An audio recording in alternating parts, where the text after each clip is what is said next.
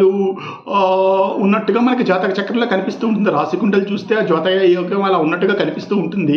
కానీ నిజంగా ఆయన ఇలా జరిగిందా అలా జరిగిందా అంటే లేదండి, అంతా వ్యతిరేకంగా జరుగుతున్నట్టుగా అప్పుడప్పుడు మనకు కొన్ని సమాధానాలు వింటూ ఉంటాం. ఇలాంటిదే యోగాలు. ప్రతి యోగము ఫలించదు. ఎందుకు ఫలించదు?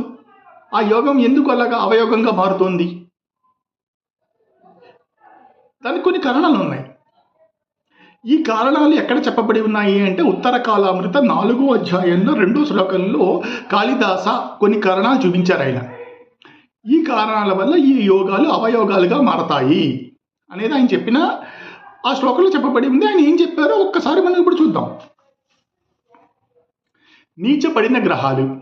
మనకి ఏదైనా యోగం కావాలి అంటే 2 గ్రహాలు ఉండాలి.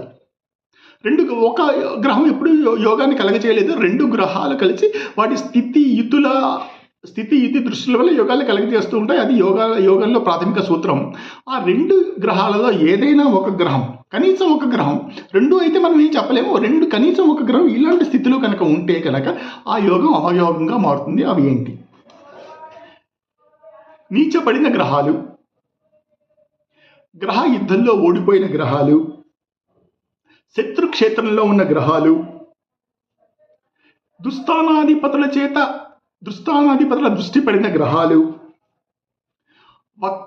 ఆ గ్రహాలు వక్రగతి చెంది సూర్యుడితో కానీ రాహుతో కానీ యుతి చెంది ఉన్నప్పుడు, భావ సంధిలో ఉన్న గ్రహాలు, బలహీనంగా అంటే వింశోపక బలాలు బలహీనంగా ఉన్న గ్రహాలు,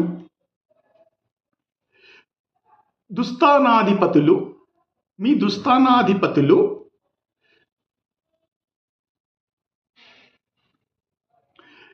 మీ కేంద్రాధిపతులతో కానీ కోణాధిపతులతో కానీ యుతి చెంది ఒకవేళ మీ జాతక చక్రంలో ఉండి వీళ్ళు ఏదైనా మీకు యోగాలను కలగజేస్తుంటే ఆ యోగాల ఫలితాలని మీరు పూర్తిగా అనుభవించలేరు. ఉంటే 10% 15% ఉండవచ్చేమో, పూర్తిగా అయితే అనుభవించలేరు. ఉదాహరణకి గజకేసరి యోగం. గురుడు చంద్రుడు ఒకరి నుంచి ఒకళ్ళ కేంద్రాల్లో ఉంటే గజకేసరి యోగం అని చెప్పి శాస్త్రం చెప్పిన మాట.